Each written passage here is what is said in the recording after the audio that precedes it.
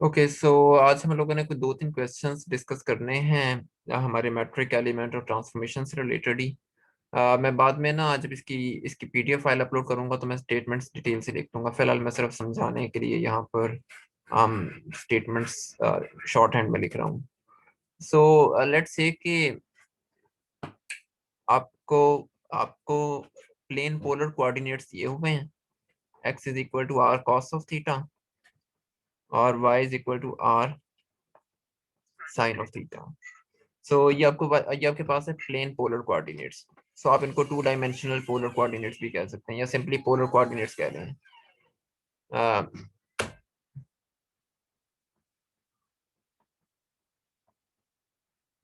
आपने ये करना है कि आपने एक ऐसा ट्रांसफॉर्मेशन मैट्रिक्स कैलकुलेट करना है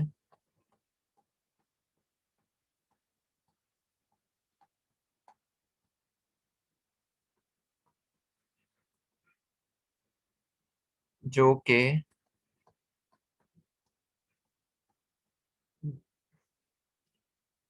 पोलर कोऑर्डिनेट से आपको जो आपको कार्टेशियन सिस्टम से पोलर सिस्टम में जाने की इजाजत दे, that maps Cartesian coordinates to polar coordinates. हम असल में ट्रांसफॉर्म दो डिफरेंट फ्रेम ऑफ रेफरेंसेस है ना आपके पास ये। तो आप एक फ्रेम से दूसरे फ्रेम में ऐसे नहीं जा सकते, आपको उसके लिए कोई ट्रांसफॉर्मेशन मैट्रिक्स चाहिए होगा। अब हम ये देखते हैं कि यूजुअली तो हमने देखा था कि वो ट्रांसफॉर्मेशन मैट्रिक्स हम लॉरेंट्ज ट्रांसफॉर्मेशन के थ्रू कैलकुलेट करते हैं। अब अगर इस तरह को कोई केस आ जाए तो वहां पर हम यूजुअली हम किस तरीके से निकालेंगे ट्रांसफॉर्मेशन मैट्रिक्सेस।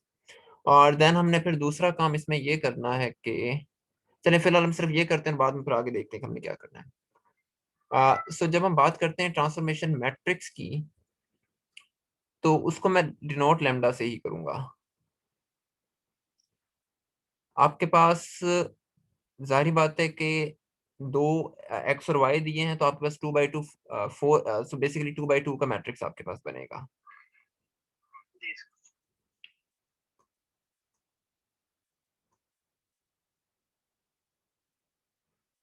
अ, पहले हम ये देखते हैं कि एक्स में आर के लिहाज से क्या तब्दीली आ रही है और एक्स में अ, और वाई में आर के लिहाज से क्या तब्दीली आ रही है। फिर हम ये देखते हैं कि एक्स में थीटा के लिहाज से क्या चेंज आ रहा है और वाई में थीटा के लिहाज से क्या चेंज आ रहा है। क्लियर। सो ये आपके पास चार एलिमेंट्स आने चाहिए। अब हमने ये चार एलिमेंट्स कैलकुलेट करने हैं। इन चार एलिमेंट्स को कैलकुलेट करने के लिए मैं डिफाइन कर लेता हूं इस क्वांटिटी को कि ये क्वांटिटी मैं असल में इस तरीके से डिफाइन कर रहा हूँ।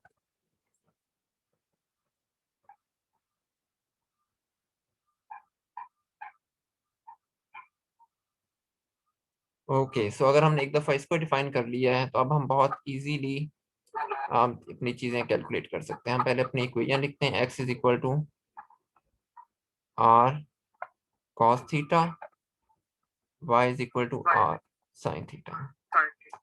अब आप यहाँ से कैलकुलेट कर लें, अगर आपने फाइंड करना है लेमडा एक्स आर तो इसका मतलब है कि lambda x over lambda, sorry delta x over delta R, ये बन जाएगा आपके पास कॉस ऑफ थीटा। अगर आपने वाई आर निकालना है तो ये बन जाएगा partial y over partial r is equal to sine theta. अगर आपने एक्स में चेंज कैलकुलेट करनी विद रिस्पेक्ट टू थीटा तो ये आपके पास आ जाएगी माइनस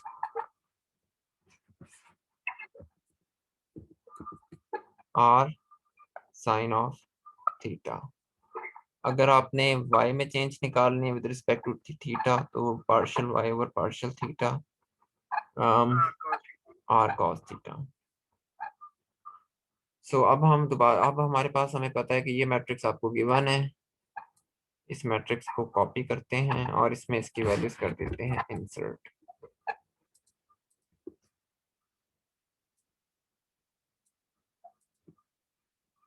सो ये आपके पास बन जाएगा cos theta sine theta minus r sine theta r cos theta. आप लोगों ने मैट्रिक्स पहले कहीं देखा हुआ है?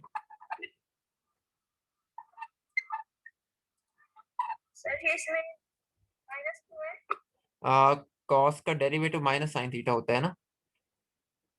ये देखिए हमने यहाँ पर कॉस का डेरिवेटिव लिया विद रिस्पेक्ट टू थीटा, यहाँ पे थर्ड इस इक्वेशन में। ठीक है,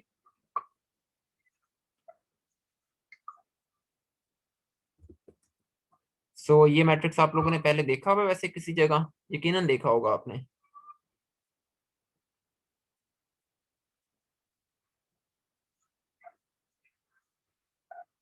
कुछ याद है ये मैट्रिक्स कहाँ देखा हुआ है?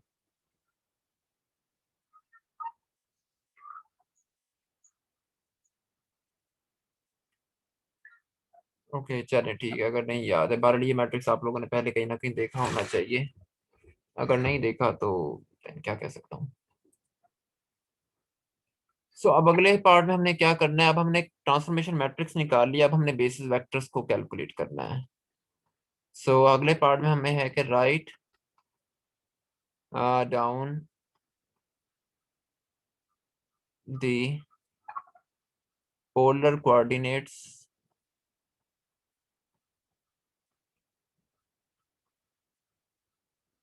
basis vectors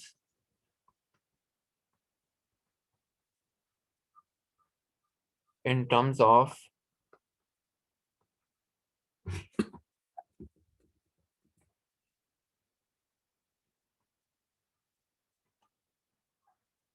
basis vectors of Cartesian coordinates।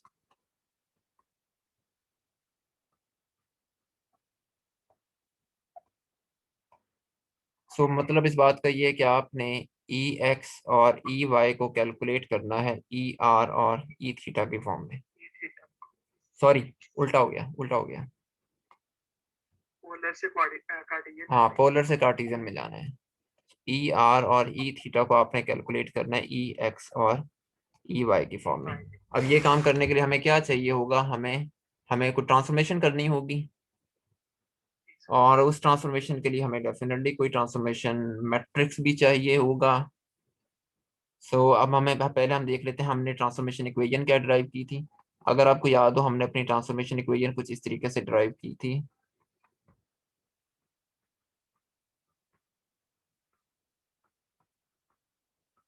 ये हमारी ट्रांसफॉर्मेशन इक्वेशन थी। तो यहाँ पर अगर हम लिखना चाहें तो हम इसको लिख सकते हैं ई आर ई थीटा, और ये मैट्रिक्स हमें पता है क्या है, x r y r x theta y theta और e x E Y.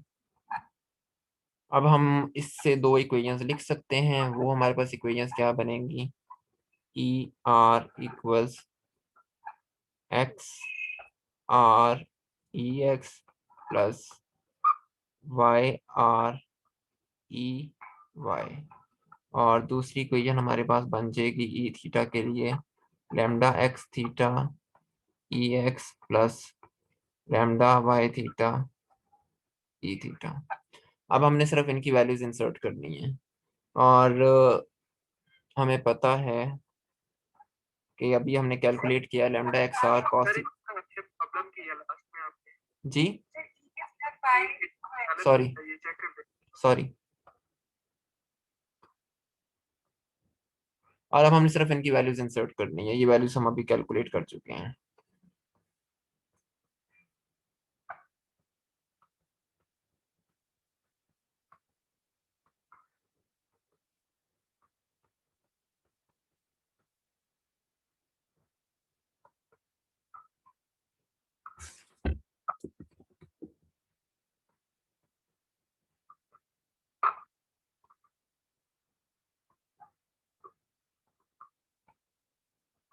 Clear है, कोई मुश्किल इसमें? इस तरीके से हमने ट्रांसफॉर्मेशन मैट्रिक्स को इस्तेमाल करके न्यू बेसिस कैलकुलेट करनी है। तो ये बेसिकली ये तरीका, वो जो हमने उस दिन तरीका यूज किया था, वो आप एक इनर्शियल फ्रेम से दूसरे इनर्शियल फ्रेम में जाने के लिए इस्तेमाल कर रहे थे। अब ये तरीका ये कि आप एक कोऑर्डिनेट सिस्टम से दूसरे कोऑर्डिनेट सिस्टम में जाने के लिए इस्तेमाल करें। अब यहाँ पर फ्रेम की बात नहीं कर रहे, ये कोऑर्डिनेट ट्रांसफॉर्मेशन है कि हमने नया कोऑर्डिनेट सिस्टम चूज कर लिया। अब तो इसलिए हम यहाँ पर लॉरेंस ट्रांसफॉर्मेशन अप्लाई नहीं कर रहे, क्योंकि आप अपने एक ही सिस्टम में काम कर रहे हैं, मतलब फ्रेम आपका एक ही है, लेकिन आप इसमें फ्रेम एक ही है। फ्रेम तो एक ही है ना, इसमें हम सिर्फ मेजर करने की टेक्निक बदल रहे हैं। मतलब पहले आपने, ये बिल्कुल ऐसे है कि पहले आपने एक बुक की लेंथ फाइंड करनी थी, पहले आपने वो लेंथ फाइंड की एक्स और वाई की टर्म्स में कार्टेशियन सिस्टम में रहते हुए। अब आपने कहा है कि मैंने अब उसको फाइंड करना है आर और थीटा की फॉर्म में, और आपको पता है कि आप एक्स और वाई को आर की फॉर्म में ले सकते हैं, या आर को एक्स और वाई की फॉर्म में लिख सकते हैं। सो बेसिकली हमने एक कोऑर्डिनेट सिस्टम से दूसरा कोऑर्डिनेट सिस्टम चूज कर लिया है। सो बेसिकली ये कहलाती है ट्रांसफॉर्मेशन ऑफ कोऑर्डिनेट्स। ये करने के लिए आप लोग लॉरेंस ट्रांसफॉर्मेशन अप्लाई नहीं करेंगे, वो एक फ्रेम से दूसरे फ्रेम में जाने के लिए होती है। हाँ, लेकिन अगर आप ये करते हैं ना कि आपने लेट्स सपोज के आप करना ये चाह रहे हैं कि, अब ये मिसाल देखें, जो अगर हम लॉरेंस ट्रांसफॉर्मेशन की सूरत में अप्लाई करेंगे। सो लेट्स सपोज कि यहाँ पर एक फ्रेम है ओ, और इसमें हम काम कर रहे हैं एक्स और वाई में। यहाँ पर एक फ्रेम है ओ बार, इसमें हम काम कर रहे हैं आर और थीटा में, और सॉरी आर और थीटा ऐसे मेंशन नहीं करते, लेकिन चले मैं कर रहा हूँ। अब अगर आपने यहाँ से इसमें जाना है तो फिर आपको लॉरेंस ट्रांसफॉर्मेशन की जरूरत पड़ेगी, क्योंकि अब आपने फ्रेम ऑफ रेफरेंस चेंज कर दिया है।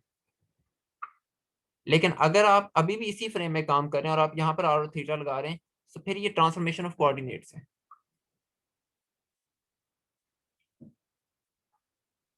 क्लियर है ये आइडिया?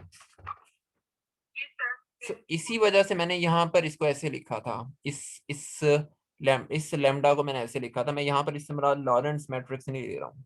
सो बेसिकली ये जैकोबियन एलिमेंट्स हैं। अब मुझे नहीं आइडिया कि आप लोगों ने मैथमेटिकल मेथड्स पढ़ते वक्त मैट्रिक्सेस को कितनी डिटेल में डिस्कस किया, लेकिन बहरहाल हाँ। सो ये जो मैंने चीज लिखी, ये बेसिकली इसके जैकोबियन एलिमेंट्स लिखे हुए हैं। मैं किसी वक्त आहिस्ता आहिस्ता मैं इन चीज़ों को एक्सप्लेन करूंगा, जैसे जैसे जरूरत पड़ती जाएगी कि जैकोबियन क्या होता है और हम क्यों यूज करते हैं। सो ये बेसिकली मैंने इसके जैकोबियन एलिमेंट्स लिखे हैं, इसके जैकोबियन के। एनी क्वेश्चंस यहाँ तक? सो जब भी आपने कोऑर्डिनेट ट्रांसफॉर्मेशन करनी है, आप इसी तरीके से मैट्रिक्स निकालते हैं।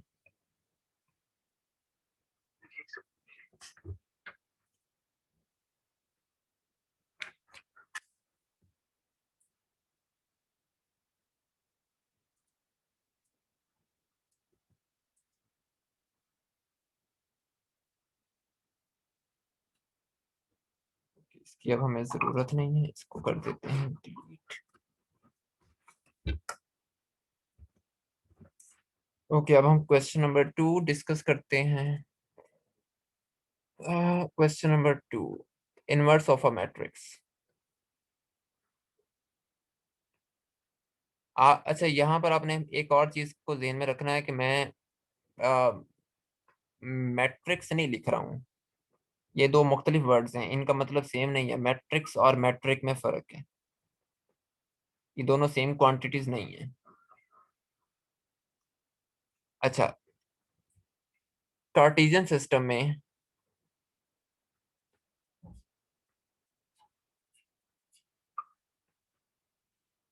आप मैट्रिक को लिखते हैं d x square plus d y square plus d z square. So basically इस चीज को मैं मैट्रिक कह रहा हूँ, और इसी चीज को मैं लाइन एलिमेंट भी कह रहा हूँ।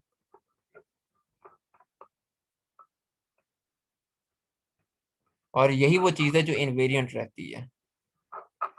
अच्छा, इसी चीज को जब आप लोगों ने होमवर्क का बोनस क्वेश्चन करेंगे तो आप इसको स्फेरिकल कोऑर्डिनेट्स में कन्वर्ट करेंगे, तो ये चीज कुछ ऐसे बन जाएगी। इन स्फेरिकल कोऑर्डिनेट्स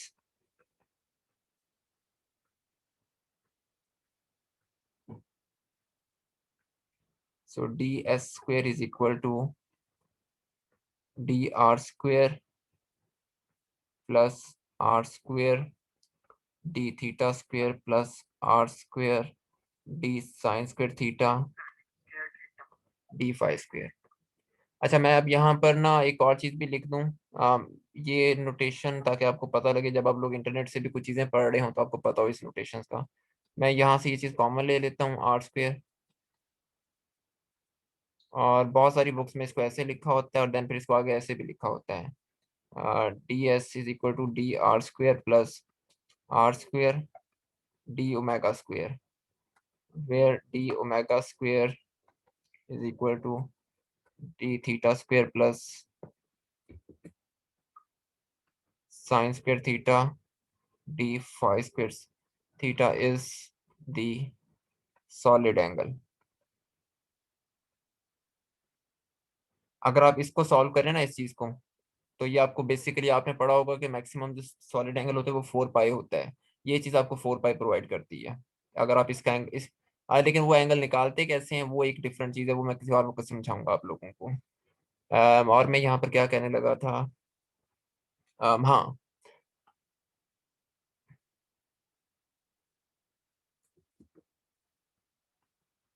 हाँ बस ठीक है, उसकी जरूरत है इस बात की। बहुत सारे इंटरनेट पे बहुत सारी जगहों पर और बहुत सारी बुक्स में भी आमतौर पर इसको डी ओमेगा स्क्वायर लिखा जाता है, ये एक स्टैंडर्ड नोटेशन है इसकी। अब मुझे कंफर्म नहीं, शायद कुछ बुक्स में इसको ऐसे भी लिखा जाता है, वो आप देख लीजिएगा। आ, लेकिन ओमेगा के साथ ज्यादा स्टैंडर्ड नोटेशन है, और यहाँ पर इससे मुराद ये पूरा फैक्टर लिया जाता है। इस पूरे फैक्टर को वो डी ओमेगा स्क्वायर कहते हैं, और ये सॉलिड एंगल होता है बहरहाल। ये हमने स्फेरिकल कोऑर्डिनेट्स में मैट्रिक्स लिख दिया, और आप लोगों ने यकीनन इसको निकाल लिया होगा क्वेश्चन, हम बोनस क्वेश्चन में। बहरहाल मैं इसको लाइन एलिमेंट जो कह रहा हूँ, मैं इसको मैट्रिक कह रहा हूँ, तो फिर मुझे पता है कि मैट्रिक को तो मैं ऐसे डिफाइन करता हूँ, 3 बाई 3 में जी आई जे, और इसके मेरे पास कंपोनेंट्स होने चाहिए G11, G12, G13, G21, G22, G23, G31, G32, G33, यही होने चाहिए। और अगर मैं इसको कार्टेशियन सिस्टम में कर रहा हूँ,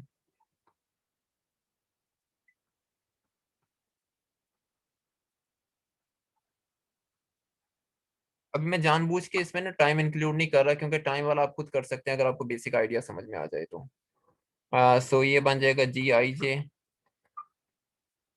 जी x x, g x y, जी एक्स जी, जी y x, g y Y, g Y जी, जी जी एक्स, जी जी वाई, जी जी जी, यही चीज बनेगी।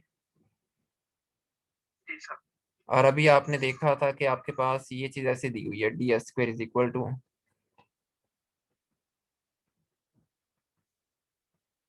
क्या इसमें कोई कंपोनेंट ऐसा आ रहा है जिसमें एक्स और वाई आता हो, मिक्स कोई कंपोजिट टर्म्स ऐसी आ रही है, कोई आ रही है? नहीं, कोई ऐसी टर्म आ रही है जिसमें एक्स और वाई आता हो या वाई और एक्स आता हो, आपके इस लाइन एलिमेंट में नहीं आ रही। और इसके साथ कोई क्या मल्टीप्लाई हो रहा है, कोई नंबर मल्टीप्लाई हो रहा है इसके साथ, इसके साथ हो रहा है कोई नंबर मल्टीप्लाई, 1, इधर भी 1, इधर भी 1, 0, 0, 0, 0, 0, 0। अब ये देखें, जब मैं ये चीज लिख रहा हूँ ना, ये डी एक्स स्क्वायर लिख रहा हूँ, तो असल में ये चीज है डी जी अल्फा बीटा। हाँ, हाँ चले, मैं इसको आपको पता है, ये फिलहाल इंडेक्स उसमें ना जाएं, ये क्या चीज में इंडेक्स 10 to 1 रन कर रही हैं या क्या कर रही हैं। ये चीज बेसिकली ऐसे है। एग्जैक्टली नहीं, इसका जो मैट्रिक एलिमेंट है वो आइडेंटिटी है, मल्टीप्लाई नहीं हो रहा है इसके साथ, इसका मैट्रिक एलिमेंट आइडेंटिटी। इसके साथ क्या नंबर मल्टीप्लाई हो रहा है यहाँ पर, 1। इसके साथ यहाँ पर क्या हो रहा है, 1। इसके साथ क्या हो रहा है यहाँ पर, 1। मतलब डी जी स्क्वायर तो चेंज है ना, लाइन एलिमेंट में आने वाली चेंज है जी एक्सेस के अलोंग।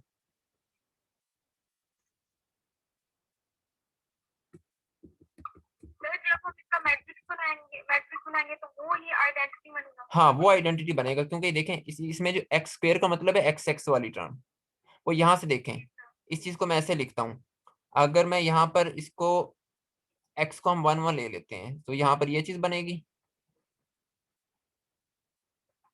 और यहाँ पर ये चीज इस तरीके से है G11 डी एक्स स्क्वायर, तो ये दोनों सेम है। तो बेसिकली ये चीज क्या इंडिकेट कर रहा है कि G111 के बराबर है। ठीक है, वो तो यहाँ पर आ ही नहीं रही। या तो यहाँ पर कुछ चीज ऐसे लिखी होती है ना, से यहाँ पर लिखा होता 2x dx dy, तो फिर मैं dx और dy वाली टर्म पे यहाँ पर 2 लिख देता। ठीक, क्योंकि यहाँ पर वो टर्म्स एग्जिस्ट ही नहीं कर रही। वो तो टर्म्स है ही, वो तो इस लाइन एलिमेंट के अंदर वो टर्म्स आ ही नहीं रही। ये जो लाइन एलिमेंट ये वाला आपके पास। ठीक है, मैं आपको ना एक मैं कुछ प्रॉब्लम्स दूंगा आपको, मुझे वैसे इसी वीक देनी चाहिए थी, आई डोंट नो कि मैंने क्यों नहीं दी। लेकिन मैं इस वीक के होमवर्क में ऐसी प्रॉब्लम्स ऐड करूंगा जिसमें आपका लाइन एलिमेंट का थोड़ा सा मिक्स एलिमेंट, उसमें ये जो ऑफ डायगोनल कंपोनेंट्स है वो जीरो नहीं होंगे, वो नॉन जीरो होंगे। लेकिन ये चीज आपको पता लगी ना, ये कैसे मैंने लिखा है यहाँ पर। अगर ये नहीं क्लियर हुई तो ये अभी थोड़ी देर में दोबारा क्लियर हो जाएगी जब मैं इसको स्फेरिकल मैट्रिक लिखूंगा। अभी आप फिर ऐसा करें, सिर्फ 2 मिनट जरा देखते जाए मैं कर क्या रहा हूँ, और अभी आपको ये क्लियर हो जाएगा कि ये 1 1 मैंने यहाँ पर कैसे लिख दिया है।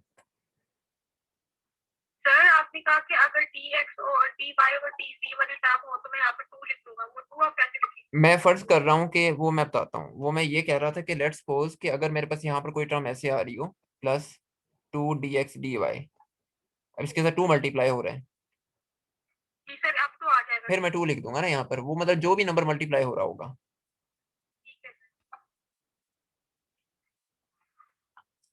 अच्छा, स्फेरिकल कोऑर्डिनेट्स में जब हम फिर मैट्रिक एलिमेंट को लिखेंगे तो वो फिर कुछ ऐसे बनेगा, Gij,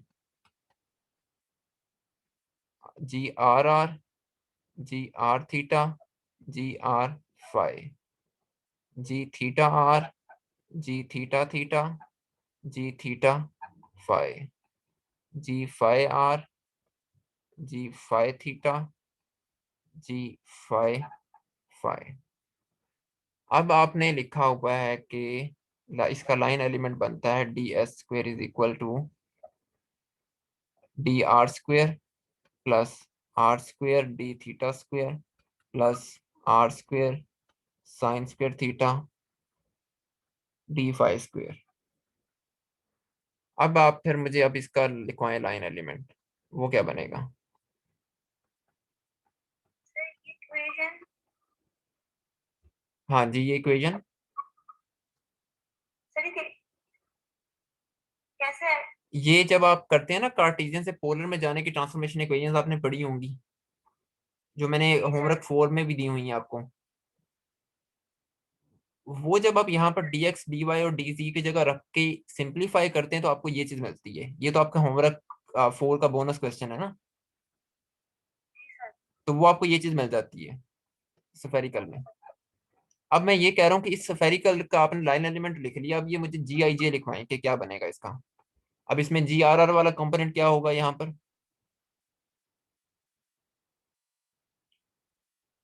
आई थिंक 1 सर। हाँ 1 होगा। और Gr theta,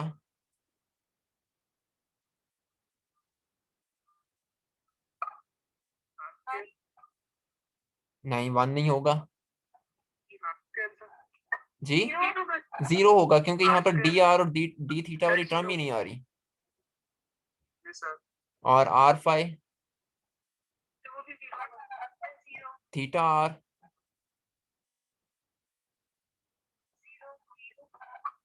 theta theta R² theta phi, यहाँ पर यहाँ पर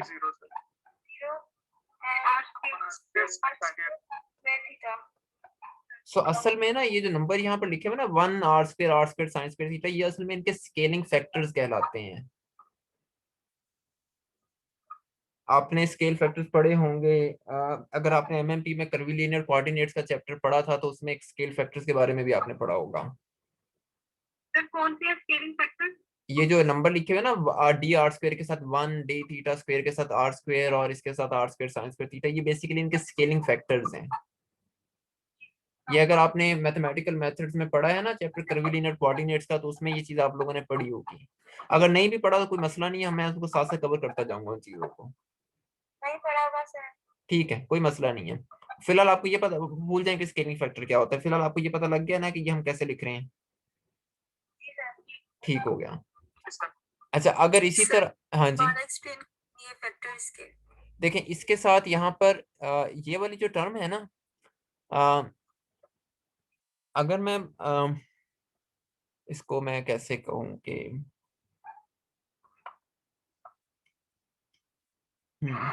ये जो टर्म है यहाँ पर इसके साथ कोई नंबर मल्टीप्लाई हो रहा है डी, ये बेसिकली टर्म है D r dot D R की। अगर मैं इंडेक्स नोटेशन को थोड़ी देर के लिए साइड पे रख दूँ, सो ये टर्म बेसिकली कॉरेस्पॉन्ड करिए जी आर आर को। इसके साथ यहाँ पर 1 मल्टीप्लाई हो रहा है, तो वो मैं 1 मैंने यहाँ पर लिख दिया। ये टर्म कॉरेस्पॉन्ड कर रही है D theta dot d theta को। इसके साथ आर स्क्वायर मल्टीप्लाई हो रहा है, वो आर स्क्वायर मैंने यहाँ पर लिख दिया। यहाँ पर d phi dot d phi है, और इसके साथ फैक्टर मल्टीप्लाई हो रहा है r square sine square theta का, वो मैंने यहाँ पर लिख दिया। लेकिन इसमें कोई भी टर्म ऐसी नहीं है जिसमें d r dot d theta आ रहा हो, या d r dot d phi आ रहा हो, या d theta dot d phi आ रहा हो। तो वो इस वजह से वो सारे फैक्टर 0 हो गए हैं। जी सर।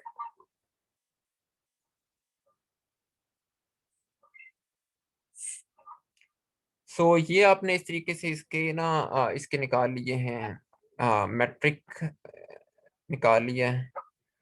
अच्छा, और इन मैट्रिक्स की ना एक बड़ी अच्छी खूबी है, वो ये कि ये डायगोनल मैट्रिक्स हैं दोनों। अच्छा मैं यहाँ पर वैसे एक चीज और भी साथ ही मतलब इसी बहाने लिखता जाऊं कि ये तो मैंने काम किया यूक्लिडियन स्पेस में, लेकिन आप लोग इसी तरीके से ये सारा काम कर सकते हैं उसमें 4 डायमेंशनल फ्लैट स्पेस टाइम में। उसमें आपको पता है कि आपका डी एस स्क्वेयर बराबर होता है minus d t square plus d x square plus d y square plus d z square के। सो वहां पर आपके पास ये जो जी अल्फा बीटा, अब चूंकि ये 4D में, तो यहाँ पर अल्फा बीटा लिख रहा हूँ। सो वहां पर ये चीज बनती है -1 0 0 0 0 1 0 0 0 0 एंड 0 0 0 1, ये चीज बनती है। इस चीज को हम ईटा अल्फा बीटा भी कहते हैं। ये फ्लैट मैट्रिक है, फ्लैट मिन्काउस्की मैट्रिक। ये मैंने पहले भी किसी जगह बात की थी, ठीक है। और ये है कार्टेशियन सिस्टम में। अच्छा अगर आपने इसी मिन्काउस्की मैट्रिक को स्फेरिकल कोऑर्डिनेट्स में लिखना हो तो उसमें क्या फर्क पड़ेगा। सो डी स्क्वायर में ये वाला कंपोनेंट तो एज इट इज आ जाएगा, टाइम टाइम तो ऐसे तब्दील नहीं होता। और ये वाले कंपोनेंट्स, और ये आपने सारा स्फेरिकल वाला उठा के यहाँ पर लिख देना है। सो वहां पर ये चीज बन जाएगी जी अल्फा बीटा -1 0 1। हाँ जी 4/4 ऑर्डर का आ जाएगा, वो ये चीज बन जाएगी।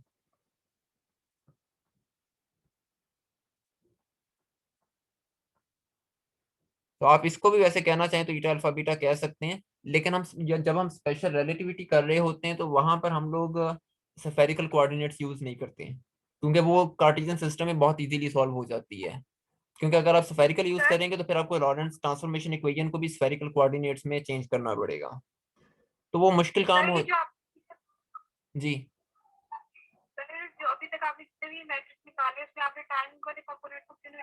वैसे नहीं डाला मैंने, आसानी के लिए, आज सिर्फ आप लोगों को समझाने के लिए, क्योंकि मैं वैसी प्रॉब्लम्स आपको करवा रहा हूँ ना, तो मैं जानबूझ के उनमें कोई ना कुछ स्किप करता जा रहा हूँ ताकि टाइम के साथ आप लोग खुद करके देख लें। मतलब यहाँ पर हम किसी फिजिकल सिचुएशन को डिस्कस नहीं कर रहे कि मैं किसी वजह से उसको स्किप कर रहा हूँ। इसी तरीके से अगर आपने, अब ये देखें जो आपने यहाँ पर लिखा है ना, ये वाला मैट्रिक, ये वाली चीज जो आपने लिखी है, सो ये भी असल में जी आई जे ही है। सॉरी ये जी आई जे, ये इन सेंस जी आई जे वैसे कहना नहीं चाहिए, लेकिन चले हम 2 डायमेंशनल के लिए अगर लिखें तो फिर क्या लिखेंगे यहाँ पर देखते हैं। डी एस स्क्र आपके पास थीटा की फॉर्म में बनेगा d r square plus r, इसमें फाइव की टर्म तो नहीं ना आ रही, ये चीज बनेगी आपके पास। और इसका जी आई जे क्या बनेगा आपके पास 1 0 0 आर स्क्र। ये इसका मैट्रिक है या लाइन एलिमेंट है।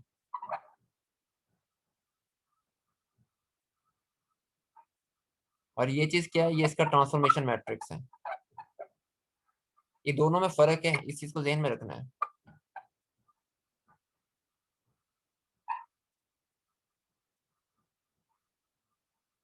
ये दोनों चीजें सेम नहीं, लैम्डा और जी बराबर नहीं है, यहाँ पर किसी भी केस में बराबर नहीं होती है, क्योंकि दो डिफरेंट चीजें हैं ये। क्लियर है चीज यहाँ तक? कोई क्वेश्चन?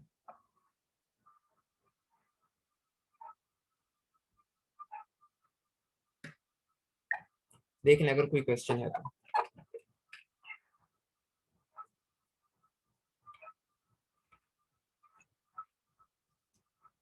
ओके, अब यहाँ तो आपने निकाल लिया है, देखें यहाँ पर अब आपने कैलकुलेट किया जी आई जे। अगर मैं आपको कहूँ आपने जी कॉन्ट्रावेरिएंट जी आई जे निकालना है, फिर कैसे निकालेंगे? अब इसके लिए आपको ये सारा काम दोबारा से करने की जरूरत नहीं है। इसके लिए अगर आपके पास ये जो है ये बेसिकली डायगोनल मैट्रिक है, क्योंकि इसमें सारे के सारे ऑफ डायगोनल एलिमेंट्स जीरो आ रहे हैं। सो ऐसा मैट्रिक जो डायगोनल होता है उसमें ये चीज निकालना बहुत आसान है। वो हम एक आइडेंटिटी के थ्रू निकाल सकते हैं, और वो आइडेंटिटी आप लोगों के लिए ऑब्वियस होनी चाहिए कि जी, नहीं हमें वो लेने की जरूरत भी नहीं है। हम बड़ा सीधा सा काम ये करते हैं कि जी आई जे और जी आई जे को मल्टीप्लाई करते हैं, और आ, हम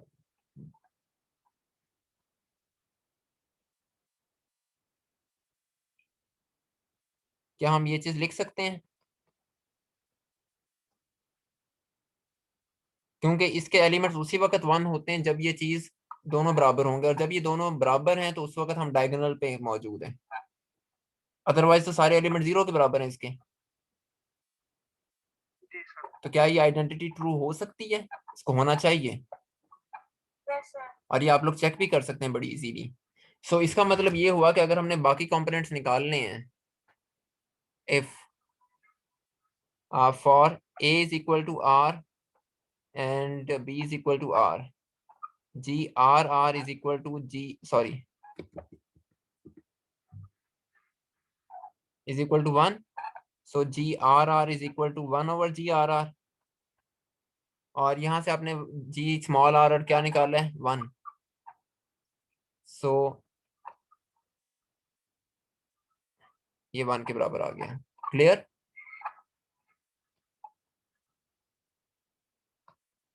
इसी तरीके से for a is equal to theta, b is equal to theta, g theta theta, g theta theta is equal to again 1, so g theta theta is equal to 1 over g theta theta, और then g theta theta is equal to 1 over r square।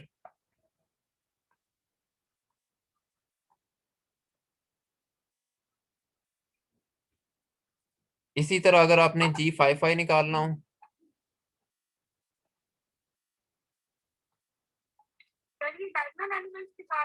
हाँ सारी बात है, बाकी सारे elements तो zero हैं।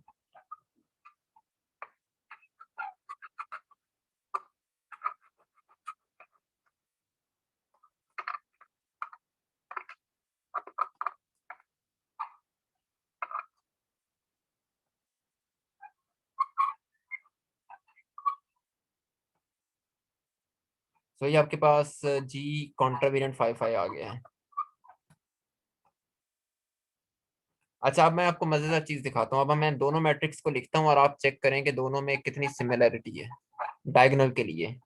सो जी i j को हमने लिखा था 1 r square sine square theta, और हमने जी आई जे को लिखा है 1 ओवर आर स्क्वेयर। जो एलिमेंट्स मैंने नहीं लिखे इसका मतलब है वो जीरो है, और हम यूजली डायगोनल लिखते वक्त वो ना भी लिखे तो उससे फर्क नहीं पड़ता, वो ट्रिवियल बात है कि वो जीरो है। सो डायगोनल एलिमेंट्स में हमें सारा काम करते वक्त हम अगर हमें पेपर में कहीं लिखना पड़ जाए तो हम ये सारा कैलकुलेट नहीं करते। हमें पता है कि अगर ये मैट्रिक डायगोनल है और इसका जी आई जे ऐसा आ रहा है तो जी आई जे सिर्फ उसके इनवर्सेस होंगे।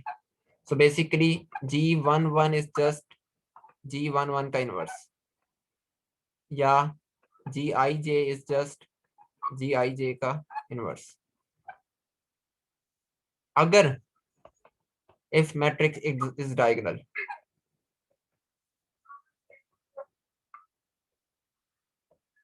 ठीक है, इसमें आर और जे सेम होने चाहिए ना? हाँ, अगर मैट्रिक डायगोनल है फिर तो वो सेम होंगे ना, बाकी तो एलिमेंट जीरो में। डायगोनल होने का मतलब यही है कि बाकी सारे ऑफ डायगोनल एलिमेंट जीरो है आपके पास। Okay sir. कोई मुश्किल इसमें?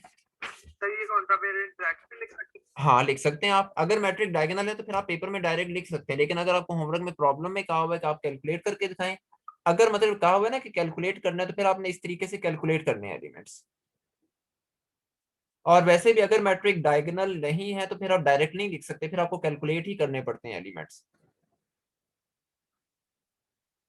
वो मैं भी आपको ना एक बुक बताता हूँ, उसके अंदर कुछ एग्जांपल्स दी हुई हैं, वो एग्जांपल्स उन्होंने ना मैं उसी से रिलेटेड आपको एक पेपर में भी मतलब होमवर्क में भी सवाल दूंगा, तो आप वहां से देख सकते हैं। मैं आपको बताता हूँ अभी कुछ प्रॉब्लम्स जिनमें मैट्रिक डायगोनल नहीं दिया हुआ, क्योंकि अगर डायगोनल नहीं है तो फिर आपको कैलकुलेट करने पड़ते हैं, आपके लिए वो फिर जुबानी लिखना ना बहुत मुश्किल हो जाता है।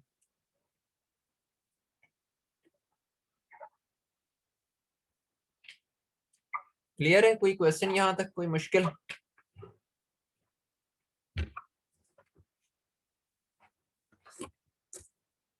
No sir. ओके, सो अब हम एक लास्ट क्वेश्चन डिस्कस करते हैं।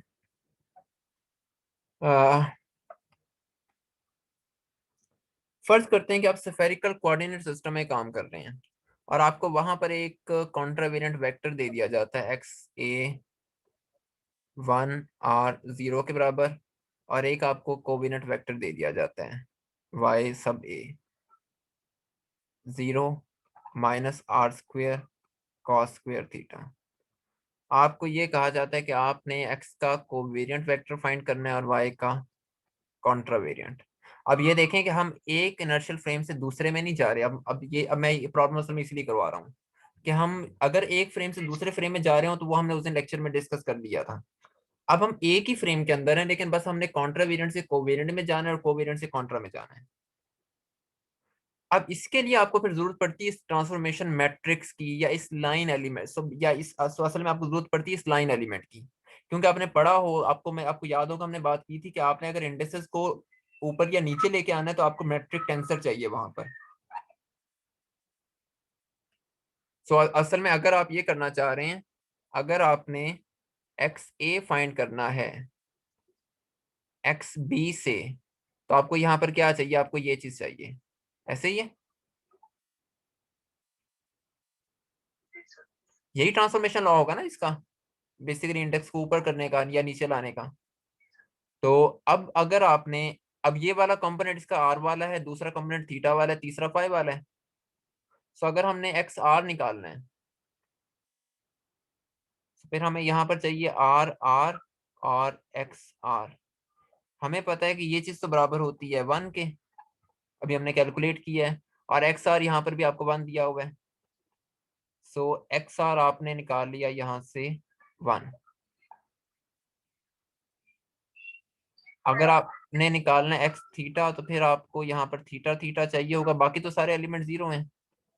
और जी थीटा थीटा अभी आपने कैलकुलेट किया था कि R² के बराबर है।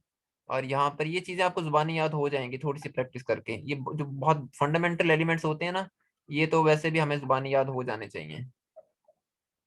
और इसी तरह अगर आपने एक्स फाई निकालना है तो आपको चाहिए G(phi) और x(phi). ये चीज है R² sin² थीटा, और ये चीज आपको दी हुई है 0। तो आपके पास x और फाई हो गया 0। सो इन अ सेंस मतलब इस बात का ये बना कि अगर आपके पास एक्स वाई कहाँ से लिया है? एक्स ऑफ फाई यहाँ से, ये देखें ये चीज, ठीक है। सो अगर आपको एक्स कॉन्ट्रावेरिएंट एक्स दिया हुआ था 1R0, तो आपने कोवेरिएंट एक्स निकाला है 1R³ और 0। इसी तरीके से अब हम कैलकुलेट करते हैं कॉन्ट्रावेरिएंट वाई। हमें गिवन है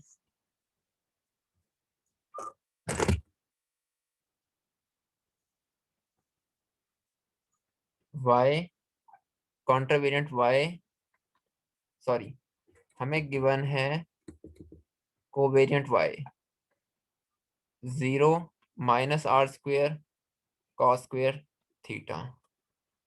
सो अगर आपको रूल आपको पता है कि अगर आपको वाई ए कैलकुलेट करना है और आपको वाई कॉन्ट्रा कोवेरिएंट क्वांटिटी दी हुई है, तो आपको यहाँ पर ये चीज चाहिए। So let's do this. Y r is equal to g r r y r. आपको पता है ये चीज भी 1 के बराबर होती है, और वाई आर आर यहाँ पर 0 गिवन है। सो वाई कॉन्ट्रावेरिएंट वाई आर आपके पास आ गया 0। वाई थीटा जी थीटा थीटा वाई थीटा, और ये आपको 1/r² अगर आपको याद हो, और ये माइनस आर स्क्वेयर यहाँ से हम लोग लिख रहे हैं। सो ये आपके पास कैंसिल होकर -1 आ गया। वाई फाई जी हाँ जी। सो जी थीटा आपको जारी बात है, अगर आपने यहाँ से इंडेक्स को अगर आपने अप करना है तो आपको ये वाला मैट्रिक चाहिए अपर इंडेक्सेस के साथ। और ये अभी हमने क्वेश्चन नंबर 2 में कैलकुलेट किया था कि ये चीज इसके बराबर होती है अपर इंडेक्सेस में। तो वो हमने उसकी जी जी जी सर जो कंट्रा वेरिएंट है उसके साथ जो वाई थीटा सर उसकी तो वैल्यू हमने पीछे निकाली थी, हमें पता चल नहीं, उसकी वैल्यू हमने ये गिवन है, हमें ये थीटा गिवन है वैल्यू। जो वाई थीटा के साथ, हाँ वो तो हमें गिवन है यहाँ पर, ठीक ठीक सर आ गई वो हमने निकाली नहीं है, वो हमें गिवन है। जी सर। सो ये चीज बन जाएगी सर जी। हाँ हाँ, कोवेरिएंट वाई गिवन है ना, आपने कॉन्ट्रावेरिएंट फाइंड करना है। आपको कोवेरिएंट गिवन है, आपने अब कॉन्ट्रावेरिएंट निकालना है, और उसके लिए आपने मैं उसको मैट्रिक्स आंसर से मल्टीप्लाई करना पड़ेगा। जी सर ठीक सर। सो ये चीज आपको पता है कि ये चीज बराबर होती है आर साइन स्क्वायर थीटा के, आर स्क्वायर साइन, और ये चीज गिवन है cos square theta. So cos square theta over sign square theta बन गया कॉट स्क्वायर थीटा, और ये आपके पास आ गया आर स्क्वायर। अच्छा, अब हमने फिर क्या चीज अभी तक फाइंड की है? अगर आपको कोवेरिएंट में गिवन था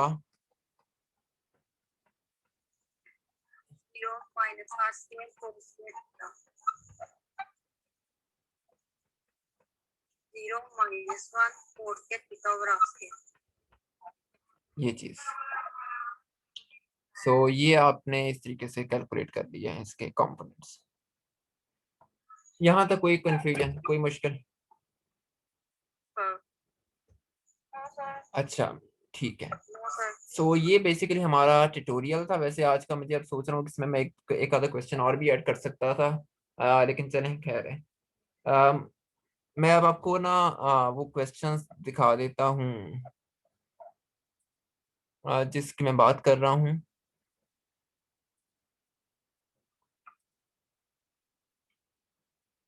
सर होमवर्क के क्वेश्चंस के लिए आप ट्यूटोरियल रखेंगे? वो होमवर्क के क्वेश्चन हमने शुरू में डिस्कस कर लिए थे, जिसको इशू था कि उनको स्टेटमेंट समझ नहीं आ रही थी, वो हमने कर नहीं लिया डिस्कशन। अच्छा आप मुझे बता दें, मैं अभी इस ट्यूटोरियल के बाद आप डिस्कस कर लें अगर कोई क्वेश्चन करना है डिस्कस। अच्छा ये ना ये किताब है, इन प्रॉब्लम जी मैंने सारी प्रॉब्लम्स इसी बुक से ही ली हैं। रिलेटिविटी डीमिस्टिफाइड है डेविड मैकमोहन की। ये काफी अच्छी एक प्रॉब्लम्स के लिए एक इजी किताब है। मैं इसको बहुत ज्यादा रिकमेंड तो नहीं करता इस किताब को, क्योंकि ये टेक्स्ट बुक टाइप की बुक नहीं है, लेकिन ये इसके सेकंड चैप्टर में से ही मैंने इसकी 3 एग्जांपल्स उठा ली थी। बल्कि एक तो एग्जांपल भी नहीं है। सो ये इसमें से किधर गया? सो ये एक इसकी एक एग्जांपल है 2.1 है, काफी इजी एग्जांपल थी, मैंने इसलिए इसको यहाँ से चूज कर लिया था। और ये इसमें और भी बातें की हुई हैं, आप इसको पढ़ सकते हैं पढ़ना चाहें तो, ये आपके काम आ जाएगी। और ये मैट्रिक वाली बातें हम लेक्चर में डिस्कस कर चुके हैं, ये मैंने वैसे यहाँ से तो पिक नहीं की थी, लेकिन एक ही बात है, आप यहाँ से पढ़ लें उसको। और क्या है? हाँ ये देखें, वो जिस डी एस स्क्वेयर की मैं बात नहीं कर रहा था कि हम जब डी आर स्क्वेयर कहते हैं तो उसको हम इस तरीके से लिखते हैं, ये आपके लाइन एलिमेंट की डेफिनेशन होती है। ये आपके लाइन एलिमेंट की डेफिनेशन है।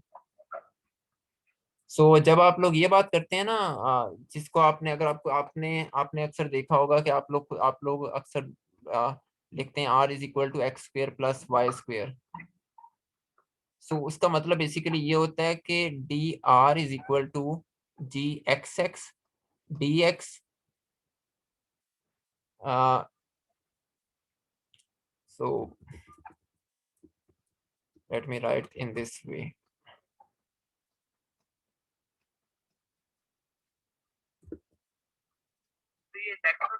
इंडेक्स नोटेशन में। सो ये चीज असल में होती है इसी, ये आपका लाइन एलिमेंट है ना जो आपको लाइन की लेंथ बता रहा है।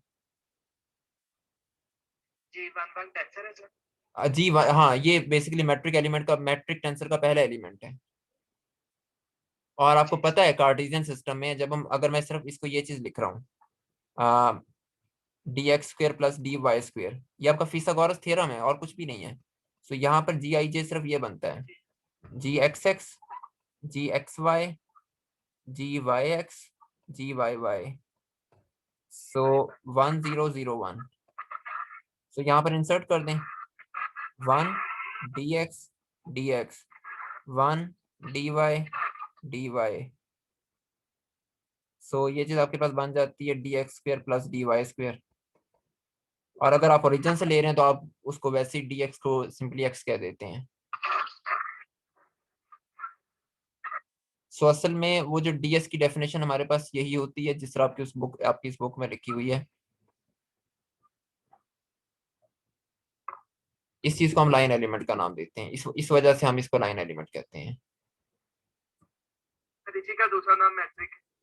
मैट्रिक, मैट्रिक इसको कहते हैं मैट्रिक। ये मैट्रिक टेंसर, हाँ आप इसको मैट्रिक कह सकते हैं। ये मैट्रिक है, ये मैट्रिक भी है, लेकिन ये जो चीज है ना ये मैट्रिक टेंसर है। हाँ जी, ये मैट्रिक टेंसर है। हाँ, डी एस स्क्वायर को आप लाइन एलिमेंट कहें या मैट्रिक कहें एक ही बात है, लेकिन आप जी अल्फा बीटा को मैट्रिक नहीं कह सकते हैं। सो ये बेसिकली उसकी वो डेफिनेशन होती है। ये मैं आगे चल के किसी और वक्त और भी डिटेल से एक्सप्लेन करूंगा। और ये आप, ये काफी अच्छी किताब है, मतलब प्रॉब्लम।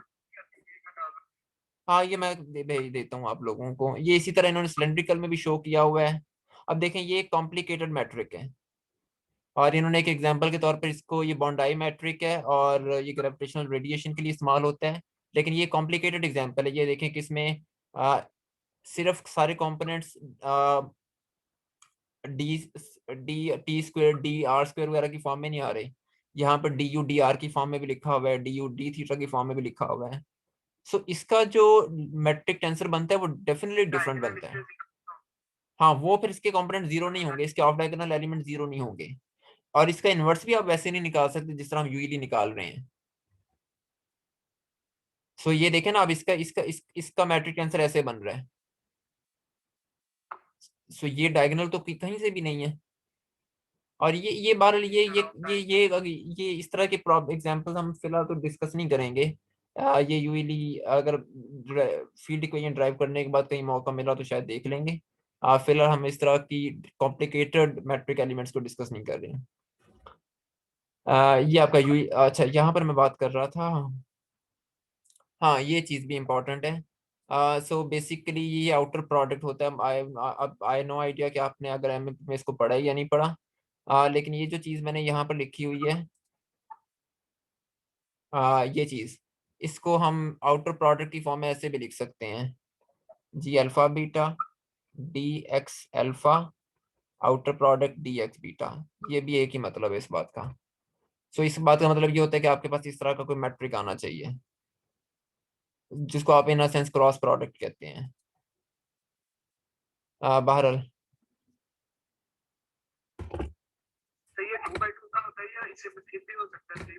आप जितने का मर्जी ले लें,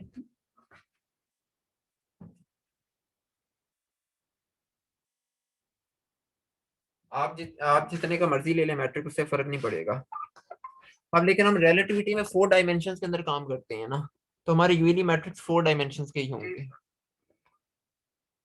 अच्छा, ये यहाँ पर कुछ ये वाली एग्जांपल्स जो मैंने आप लोगों को तीसरी एग्जांपल करवाई है 2.2,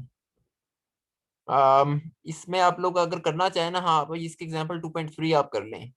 ये इसमें चूंकि dx dy की टर्म आ रही है तो ये थोड़ी सी डिफरेंट होगी उससे। मुझे वैसे ये करवानी चाहिए थी, लेकिन आप लोग कर लेंगे, इसमें कोई इतना मसला नहीं है।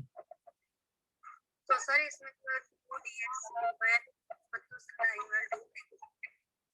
वो आपने कैसे कैलकुलेट करना है, वो सारा मिक्स इंडिसेस के लिए भी वो इन्होंने यहाँ पर लिखा हुआ है तरीका।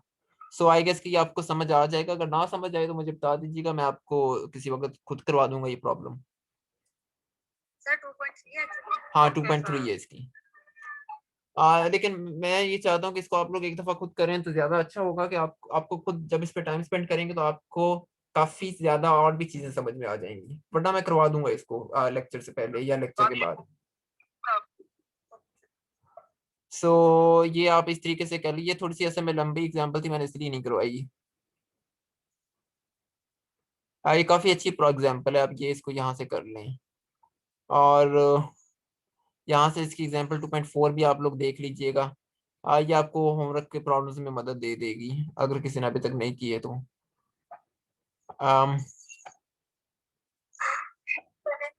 ये मैं कर दूंगा आपके साथ। अच्छा इसमें ना आपने ये भी कुछ चीजें हैं। हाँ ये पूरा चैप्टर ही मतलब ठीक है। आ,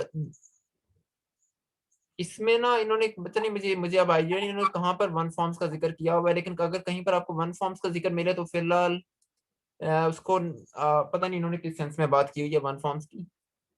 यूजुअली ये होता है कि अगर हम लोअर इंडेक्सेस, अगर आपके पास लोअर इंडेक्स हो, जैसे यहाँ पर है आ, मैंने यहाँ पर अगर जैसे यहाँ पर लिखा हुआ है एक्स सब ए कॉन्ट्रावेरिएंट एक्स ए, अगर मैं इसको वेक्टर कह रहा हूँ ना तो फिर मैं इसको वन फॉर्म का नाम दे दूंगा। है तो ये दोनों वेक्टर्स ही, लेकिन इनमें फिलहाल हम इस तरीके से डिफ्रेंशिएट करते हैं कि हम एक को वेक्टर बना देते हैं और दूसरे को वन फॉर्म कह देते हैं। मैंने अभी तक वन फॉर्म्स को क्लास में डिस्कस नहीं किया, ये हम लोग करेंगे। ये हम मोस्ट प्रॉब्ली डिस्कस करेंगे इससे अगले वीक, जब हम शूट्स का चैप्टर नंबर 3 स्टार्ट करेंगे। सो जहां पर आपको वन फॉर्म का लफ्ज इस किताब चैप्टर में लिखा हुआ नजर है, इसको बिल्कुल ओवरलुक कर दीजिएगा, वो मैं क्लास में डिस्कस कर लूंगा। सो मैं रिकॉर्डिंग अब यहाँ पर स्टॉप करने लगा हूँ। बाकी फिर आप लोगों के अगर कोई और क्वेश्चन हैं तो हम उनको देख लेते हैं।